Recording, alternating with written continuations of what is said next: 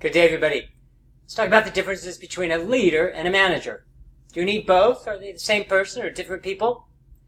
There are some differences between a leader and a manager. There are some similarities as well. So let's talk about what a leader is. A leader is a person that sets the direction, tells you where you need to go. A manager, in essence, tells you how to get there. Do they exist in the same person? Certainly they do. If you look at Steve Jobs or Bill Gates or Mark Zuckerberg, three individuals in the tech business, they have that ability to see forward, to see the future. They envisioned where their company needed to be. They also, especially when their companies were smaller, knew how to get there.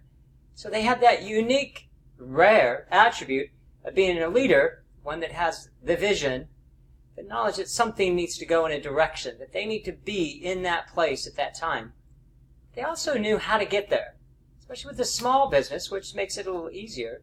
They knew how to marshal the resources in such a collaborative and coordinated way to do so that allows that individual to obtain that vision. Vision is a word we hear a lot. Vision is a word that we hear, but most organizations and people don't really understand what their vision is or how it translates into their future. Same with mission. Most people have heard about the vision and mission, but what does the mission mean to me, and how do I use that mission to get to where I want to go? It's a more vexing problem. Both the vision and mission are created so that you have a direction. Whether you realize it or not, whether it's achieved, you still have some direction. That means every day when you come to work, you're working to achieve that direction. This is where we need to be. Who sets that vision? The person who sets the vision, who sets the future. It's a word I often use rather than vision, is future. The person who sets the future is the individual who's your leader.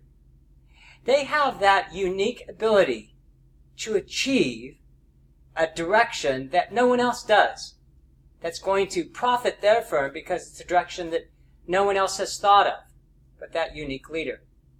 It's one reason why leaders are paid so much money. They have that unique ability to determine what the future is going to look like. Then they can hire a manager, if they can't do it themselves, to make that reality come true. Walt Disney was a great visionary individual. Much of what he achieved after he died. He started a studio, of course. He started Disneyland. And he actually saw the vision of Walt Disney World in Florida, which at one time was 26,000 acres. He thought that there could be a destination place, almost a state within a state, in Florida. It was cheap. The weather was good. Year-round sun in a way. Rains a lot. But he felt that that would be a perfect place for a massive theme park. One with multiple studios. And by studios, he means adventure lands. And it's come true. The people who have come after him, like Michael Eisner and Robert Iger, are people who have achieved that vision of what Walt Disney thought could be achieved. It all starts with the visionary. It starts with the person who does have that ability. We call them a leader. We call them a leader because people follow their direction. They follow where they intended to go. And they hire their managers. Managers are people who are going to achieve whatever the leader thinks is important. Can they be one person? As we mentioned, they can.